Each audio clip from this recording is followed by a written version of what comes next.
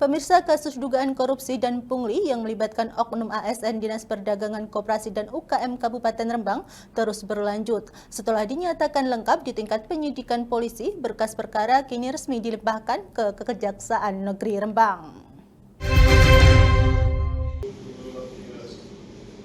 Kejaksaan Negeri Rembang telah menerima pelimpahan berkas perkara dugaan korupsi yang menjerat seorang oknum ASN di Dinas Perdagangan, Koperasi dan UKM Kabupaten Rembang. Berkas perkara yang sebelumnya ditangani Satreskrim Polres Rembang itu dinyatakan lengkap atau P21 dan telah diserahkan kepada Kejaksaan pada hari Selasa kemarin. Tersangka dalam kasus ini berinisial BW, yang merupakan seorang penera atau petugas yang bertugas menguji keakuratan alat ukur milik masyarakat maupun pelaku usaha. Kepala Kejaksaan Negeri Rembang, Iwayan Eka Widiara, membenarkan pelimpahan berkas perkara itu. Ia menyatakan penuntut umum siap melimpahkan kasus ini ke persidangan dalam waktu 14 hingga maksimal 20 hari kerja. Dari hasil penyelidikan, BW diduga melakukan 2 tindakan melawan hukum. Pertama, tidak menyetorkan retribusi resmi dari hasil tera ke kas negara, dan kedua, melakukan pungutan liar kepada pengguna jasa. Sebagai contoh, biaya tera yang seharusnya Rp100.000 dipungut hingga Rp200.000 dengan selisih yang masuk ke kantong pribadi.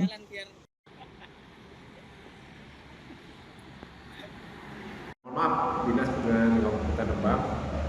Ya, kami sudah nyatakan P21 sejak tanggal berapa nih? Saya lupa tanggalnya. Nanti mungkin mencek tanggal P21-nya.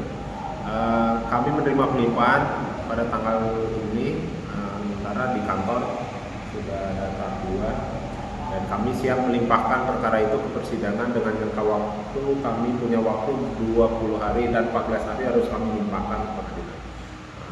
Kami harus sidangkan ke persidangan ini. Terus sementara tersangka sesuai dengan berkas perkara yang dilimpahkan ke kami, dan tersangkanya adalah satu orang, satu petugas teranya. Itu perbuatannya adalah memungut biaya tera di luar ketentuan yang ada. Ada perda bupati yang diurutnya begitu, dan kemudian ada pungli juga, pungutan lain. Nah, sementara itu yang dapat kami sampaikan dan kami siap melimpahkan perkara itu mungkin dalam seminggu ini. Kami persiapkan untuk limpah ke pengadilan tipikor. Oke, begitu. Jadi bisa dikategorikan sebagai pungutan liar. Artinya ada 2 perkara nih. Ada pungutan yang harus disetor ke kas negara yang sesuai dengan ketentuan. Jadi dikenakan pasal 2 dan pasal 3. Situ ada kerugian keuangan negaranya. Di situ kan ada pendapatan daerah. Nah, di situ tidak disetor sesuai dengan ketentuan. Nah, kedua, ada pungutan liarnya.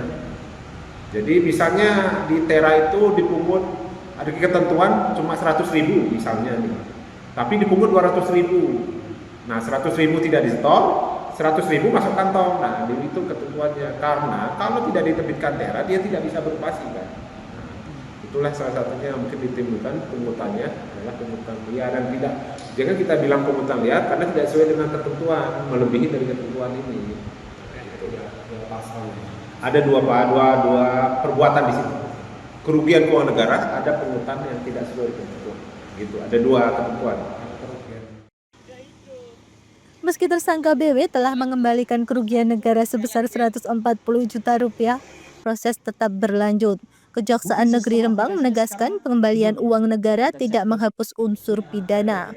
Dalam 14 hari kerja, berkas akan segera dilimpahkan ke Pengadilan Tipikor untuk proses persidangan.